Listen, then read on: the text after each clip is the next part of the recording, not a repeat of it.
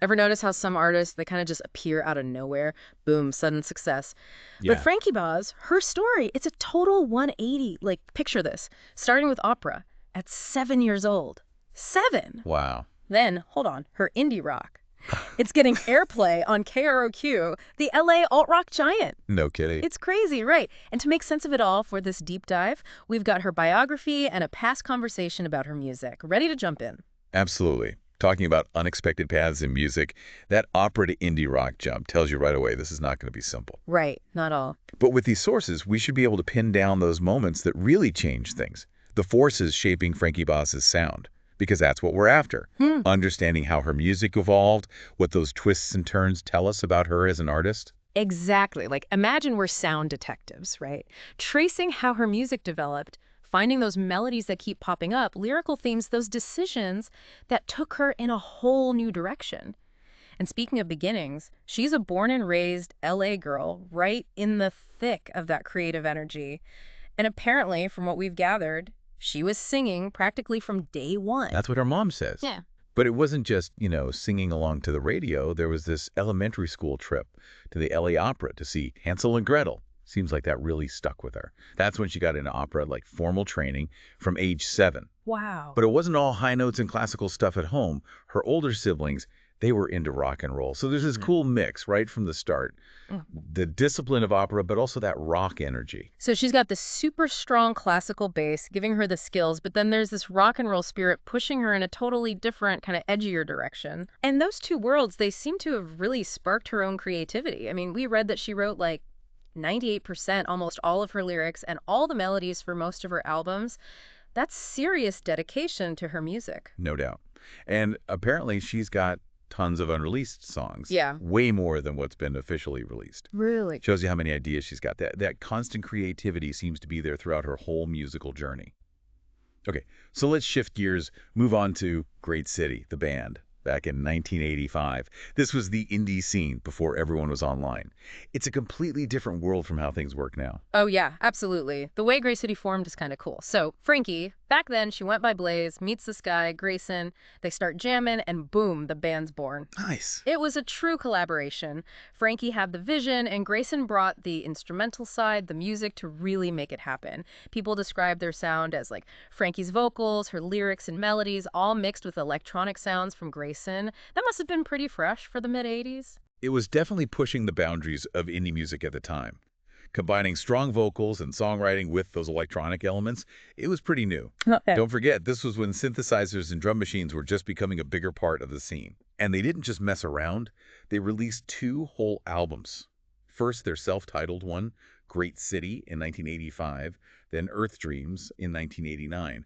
That shows they had a real artistic identity. It does. And get this, they got some serious radio play, like on 68 college stations across the US, Canada, even Europe. 68! That's huge for an indie band back then, before the internet made everything global. Massive. They even broke into the top 10 on a bunch of CMJ-rated stations. That's no small feat for a band without a major label. In the pre-internet era, it means their music was hitting the right people, the folks always on the lookout for new sounds. And then there's this. Their first album, it got airplay on KROQ. That's legendary. KROQ. Yeah, for anyone who doesn't know, KROQ is a cornerstone of the LA music scene, super influential, especially for alternative rock. Getting played on KROQ, it's a huge validation, especially in Southern California, where Frankie's journey began. Just think about it, from opera as a kid to your indie band on KROQ. That's quite a leap, shows how much she could adapt. It really does. And it wasn't just radio. They got good reviews, too. Keyboard Magazine, that would have been focused on Grayson's electronic stuff. And even Press, all the way in Zagreb, Yugoslavia. Zagreb. Wow, that's international. Yeah, it shows how music can reach people in surprising places, even without the internet to connect everything. Makes you appreciate how bands built a following back then. Much more word of mouth, local scenes, college radio, completely different from how it works now. Totally different. But then things take a turn, a what-if moment, you know? After Earth Dreams in '89, Atlantic Records, the big one, in New York, they were interested in signing Great City. That could have changed everything for them. It could have. Imagine a much wider audience, the resources of a major label. Yeah. But the deal fell through. Specific reasons, actually. Seems like the Atlantic A&R guy in LA, he was more into heavy metal, not their style. And Grayson didn't want to move to New York, which is where the A&R guy thought they should be. A heavy metal A&R guy deciding on an indie electronic band sounds like a recipe for disaster. Yeah, maybe not the best fit. And that's how they missed out on a huge opportunity. Grayson not wanting to move, combined with that A&R perspective, it really highlights how subjective the music business is. One person's opinion, personal choices, it can make or break a career. Totally. So, Great City ends. But Frankie, she doesn't stop creating. After the band breaks up, she goes solo, dives into her own thing, launches a solo indie rock career. Makes sense. She self-produces several albums on her own label, Impressive Music. That's some serious entrepreneurial spirit taking full control. It is. And one of those albums, The Marriage of Sex and Love from 2005, it got her nominated for Best Indie Rock Band at the LA Indie Music Awards. That's big, especially as an independent artist. Definitely shows she was still making music that connected with people even after Great City. And during this time, she's playing gigs all over LA, the Hard Rock Cafe, the Troubadour, even Cantor's Kibitz Room, still very much part of the local scene. We even have a whole list of other albums from that period. Wisdom in 2000, Passion Blue in 2003, Truth and Love in 2012, and Let the Fine Light In 2014. That's a lot of music, a whole chunk of her career dedicated to indie rock. Yeah, real commitment to that sound. But now, the story takes another big turn. Around 2006, Franki Baaz moves to New Mexico. And with that move comes a major shift. She moves towards Christian music. A big change in her life and her music. It wasn't just the genre, it was the whole message behind it. From what we read, she dedicated her music to her Christian faith. She even said that life without Jesus felt like nothing, like turning away from love and truth and life itself. That's powerful. It definitely sounds like a huge personal transformation that changed her music too. It does. Her faith became central to everything, the core of her creative work. This new chapter, it officially began in 2024 when she launched her Christian music career. 2 albums that year. Testimony in January, Your Salvation in October, both of them Christian rock. So even with such a different message, the rock element's still there. It's like she's using a familiar musical language, but now it's expressing something totally different. Do we know if her vocal style or the instrumentation, did that change much compared to her indie stuff? Sadly, our sources don't really go into those specifics, no direct sonic comparison. But they do emphasize those recurring themes in her Christian music. Faith in Jesus Christ, healing, personal growth, really personal stuff aimed at a particular audience. True, it's about sharing her faith and values. And it goes beyond the music. Her website even has a quote from Psalm 150, verses 1 through 6. You know that one, right? About praising God with every instrument imaginable. Trumpets, harps, everything. I think so. That's the one. Really highlights how intertwined music and faith have become for her. It's like music's her main way to express her belief, to offer praise. Yeah, like her music's now an act of worship. Yeah. And she's still super creative. One source mentions she was working on her 10th album, supposed to drop in 2025, another Christian album, all about Jesus Christ. That constant drive, whatever genre she's exploring, it really proves she's a songwriter, a musician at heart. The themes and styles might change, but that need to create and share, it's always there. Definitely. And there's a couple of interesting bits about recognition she got along the way.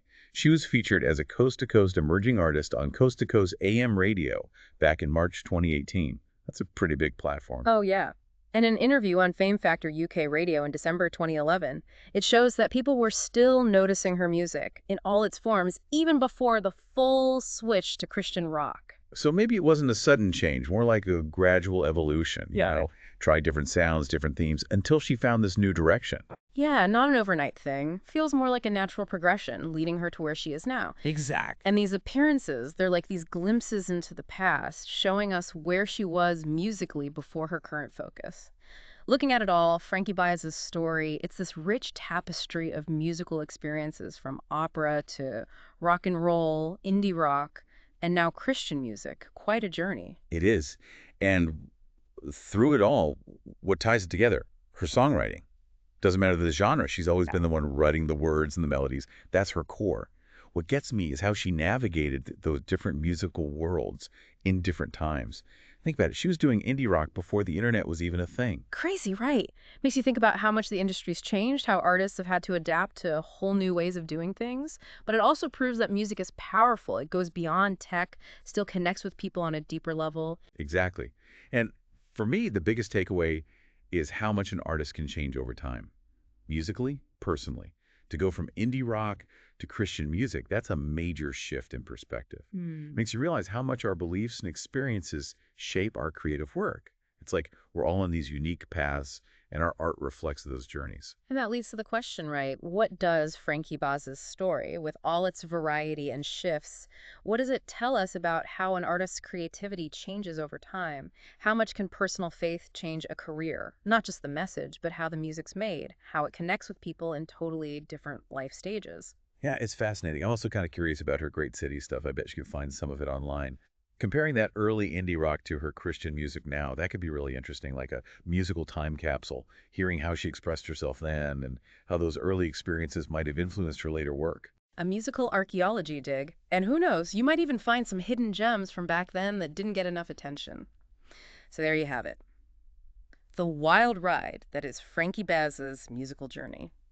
From opera prodigy to indie rocker, now Christian music artist.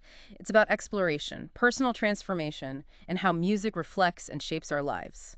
A powerful reminder that music can express who we are, what we believe in. And sometimes the most interesting artistic paths, they take us in unexpected but really meaningful directions. So if anyone wants to check out Frankie Baaz's music, where should they go? Best bet is probably her website, www.frankiebazmusic.com. That's where you can listen to her newer albums, get a feel for her current sound. And for her Christian music videos, her YouTube channel is the place. Frankie Baaz Official. Perfect. We'll make sure to share those links. So as we wrap up this deep dive, it's pretty amazing how diverse Frankie Baaz's career has been.